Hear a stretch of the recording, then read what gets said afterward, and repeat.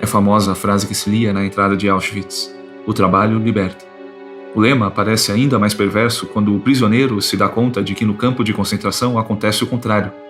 É justamente sua capacidade de realizar um trabalho forçado que o mantém como prisioneiro, já que aqueles que se tornavam incapazes de trabalhar eram levados para a câmara de gás. Assim, a relação não é de ser liberto pelo trabalho, mas de ser prisioneiro do trabalho. Afinal, não há outra opção. É literalmente trabalho forçado. Sem perspectivas de escapar desse ciclo aprisionador, o único vislumbre de libertação do trabalho era a morte. Essa lógica de trabalho que condena à morte tem como oposição um tipo de trabalho que reafirma a vida. E esse é um trabalho que, mesmo sem prometer libertação, é capaz de libertar por alguns instantes. Enquanto o trabalho que condena à morte só tem como fim possível a eliminação, o trabalho que reafirma a vida leva à iluminação. E esse trabalho de liberdade também requer disciplina, mas não a disciplina militar. Trata-se da disciplina de um bailarino, de um músico, de um poeta. Não é a disciplina da submissão passiva, mas a disciplina que trabalha pela autonomia. Aos olhos dos que fazem o trabalho da eliminação, os que praticam o trabalho da iluminação são vistos como degenerados. Chagall, Klee, Kandinsky, Kurt Schwitters. Para quem prega a morte, os que reafirmam a vida são os errados. Estar em boa companhia é ter seu trabalho reforçado. Nesse caso, o melhor é estar entre os degenerados. A disciplina militar trabalha para eliminar a arte de viver. A arte de viver trabalha para viver. O cavalo não domesticado é livre para ser mais cavalo que o cavalo treinado para seguir ordens. Há o animal selvagem e há o que faz parte da cavalaria. Nem parecem a mesma espécie. Após o fim da guerra, Auschwitz se tornou um museu.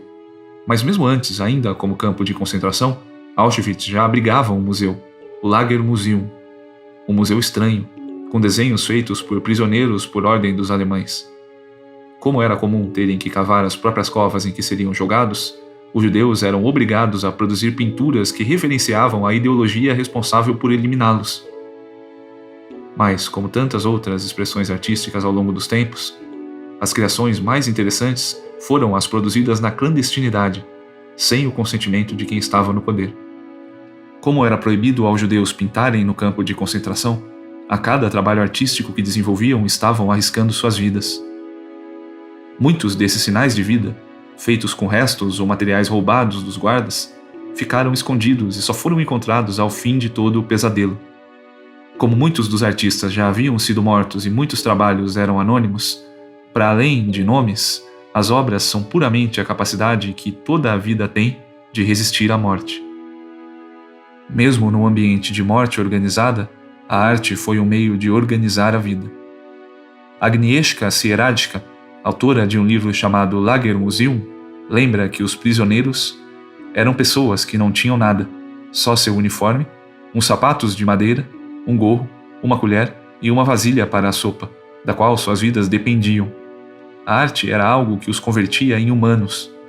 Não se pode esquecer que são desenhos realizados com materiais roubados da SS, mediante grande risco. É famosa a reflexão de Adorno, de 1949, sobre a impossibilidade de haver poesia depois de Auschwitz. Alguns anos depois, Adorno reconsidera sua posição, graças à poesia de Paul Celan.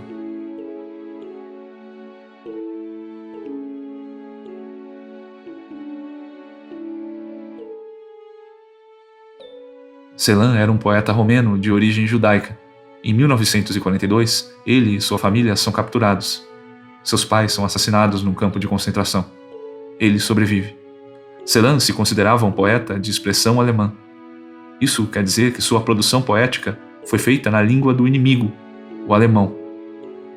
Aqui seu poema Corona, em tradução de Cláudia Cavalcanti. Da minha mão, o outono come sua folha. Somos amigos. Descascamos o tempo das nozes e o ensinamos a andar. O tempo volta à casca. No espelho é domingo. No sonho se dorme. A boca fala a verdade. Meu olho desce ao sexo da amada. Olhamo-nos. Dizemo-nos o obscuro. Amamo-nos como ópio e memória. Dormimos como vinho nas conchas. como o mar no raio-sangue da lua. Ficamos entrelaçados à janela. Eles nos olham da rua.